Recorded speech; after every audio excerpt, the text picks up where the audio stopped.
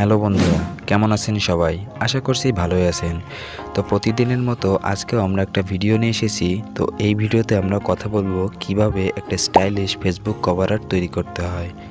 তো এর জন্য আপনাদের কিছু ব্যাকগ্রাউন্ডের প্রয়োজন হবে, সেটার লিঙ্ক আপনারা ডেসক্রিপশন বক্সে পেয়ে যাবেন। আর যদি আমার চ্যানেলে নতুন হয়ে থাকেন তাহলে অবশ্যই সাবস্ক্রাইব করে পাশে থাকা বেল আইকনটিকে অন করে রাখবেন। তো চলুন আমরা এখন ভিডিওটা শুরু করি।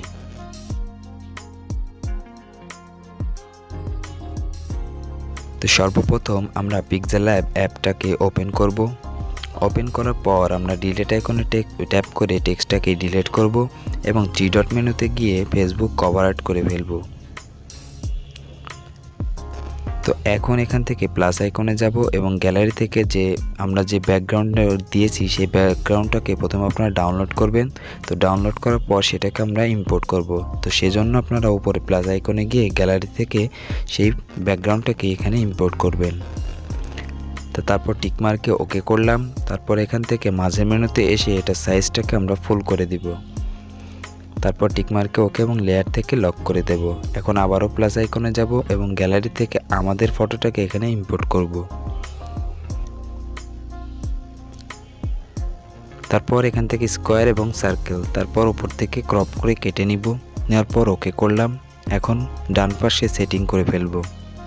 তারপর আমরা উপরে আবারও প্লাস আইকনে যাব এবং টেক্সটে গিয়ে আমাদের প্রোফাইলের নামটা এখানে লিখে ফেলব।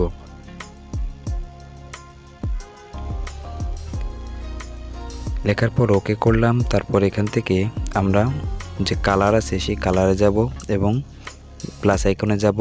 তারপর উপরে পেন টুলে যাব। তারপর এখান থেকে সেকেন্ড ফটো।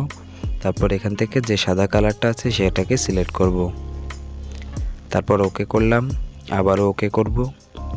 তাহলে আমাদের কালারটা সেটিং। এখন আপনার ইচ্ছে করলে ফন্টটাকে চেঞ্জ করে নিতে পারেন। তারপর ফন্ট নেওয়ার পর ওকে করলাম। এখন এটাকে রিসাইজ করলাম। এখন এখানে আর একটা টেক্সট অ্যাড করব, সেজন্য উপরে আমরা কমা মেনু পাবো, সেই কমা মেনুতে চলে যাব। তো কমা মেনুতে যাওয়ার পর আপনারা কিছু উক্তি পাবেন, যে কোনো একটা উক্তি আপনারা এখানে সিলেক্ট করে ফেলবেন। তারপর এখান থেকে এটাকেও হালকা একটু রিসাইজ করলাম। রিসাইজ করার পর সেম প্রসেসে এটার কালারটাকেও আমরা চেঞ্জ করে নিব। এখন এখানে অটোমেটিক কালারটা চলে আসছে। তারপর কালারটা চুজ করার পর ওকে করলাম। এখন আপনারা ইচ্ছে করলে ফন্টটাকেও চেঞ্জ করে নিতে পারেন। তারপর ওকে। এখন আমাদের ফটো রেডি। এখন ফটোটাকে যদি সেভ করতে চাই তাহলে উপরের এই মেনুতে চলে যাব। তো উপরে এই মেনুতে ট্যাপ করলাম, দেন সেভ অ্যাজ ইমেজ এবং আলটা করে ফটোটাকে সেভ করে ফেলবো।